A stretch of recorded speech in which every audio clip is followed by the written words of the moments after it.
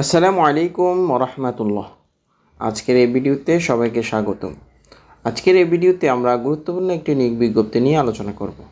আপনারা দেখতে পাচ্ছেন যুব উন্নয়ন অধিদপ্তরের একটি নিয়োগ বিজ্ঞপ্তি। এখানে পদ সংখ্যা হচ্ছে 242টি।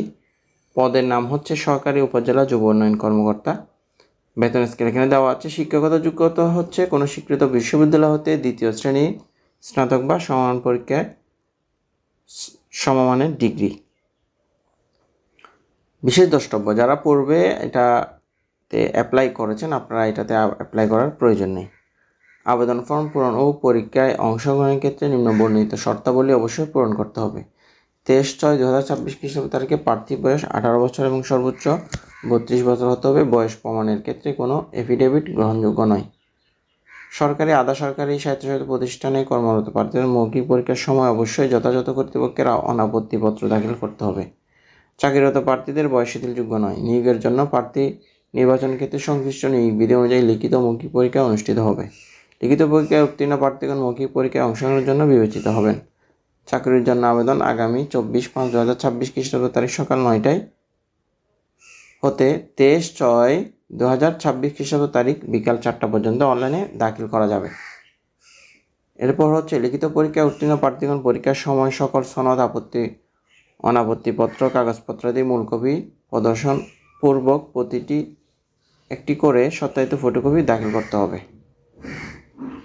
শিক্ষাগত যোগ্যতার মূল ও সাময়িক সনদপত্র সরকারি আধা সরকারি স্বায়ত্তশাসিত প্রতিষ্ঠানে কর্মরত প্রার্থীদের মৌখিক পরীক্ষার সময় যথাযথ কর্তৃপক্ষের অনাপত্তি, স্থায়ী বাসিন্দা হতে পৌরসভা, মেয়র, কাউন্সিল, ইউনিয়ন পরিষদ পর্যায়ের কর্তৃপক্ষ প্রদত্ত নাগরিক সনদপত্র। এরপর হচ্ছে প্রথম শ্রেণীর গ্যাজেটেড কর্মকর্তা কর্তৃক প্রদত্ত 4টি সনদপত্র।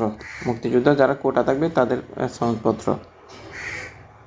এরপর হচ্ছে ক্ষুদ্র নিগোষ্ঠী যারা থাকবে তাদের সনদপত্র প্রয়োজন হবে। এরপর আমরা দেখব কিভাবে আপনি অ্যাপ্লাইটা করবেন। এই যে dyd.teletalk.com এই ওয়েবসাইটে গিয়ে আপনি পরবর্তী নির্দেশনাটা অনুসরণ করে আপনি ফর্ম ফিল আপটা করে ফেলবেন। এরপর হচ্ছে আপনার যে অনলাইনে ইউজার আইডি দেবে ওই ইউজার আইডিতে মাধ্যমে আপনি পেমেন্ট দিতে হবে। এখানে একটি শর্ত রয়েছে, সেটা হচ্ছে আপনি যখন আবেদন করবেন শেষের দিকে আপনার ছবি এবং স্বাক্ষর আপলোড করতে হবে। 300x300 পিক্সেল এবং 300x80 পিক্সেল হচ্ছে আপনার স্বাক্ষর, 300x300 পিক্সেল হচ্ছে আপনার ছবি। একটা হচ্ছে প্রথমটা হচ্ছে 100 KB, পরটা হচ্ছে 80 KB। ওকে, এরপর হচ্ছে আপনি আপনার যে ইউজার আইডি থাকবে ওই ইউজার আইডি দিয়ে আপনি কি করবেন, অ্যাপ্লিকেশন ফর্মের যে ইউজার আইডি সেটা দিয়ে আপনি পেমেন্ট দিবেন। পেমেন্ট দেওয়ার জন্য আপনার শর্ত হচ্ছে টেলিটক একটি সিম লাগবে।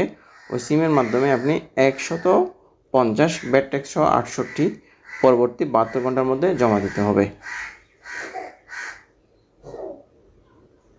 এখানে দেখেন প্রথম SMS এবং দ্বিতীয় SMS এখানে নমুনা দেওয়া আছে। ওইভাবে করে আপনারা আবেদন করতে পারেন, চাইলে আমাদের অধীনে আবেদন করতে পারেন।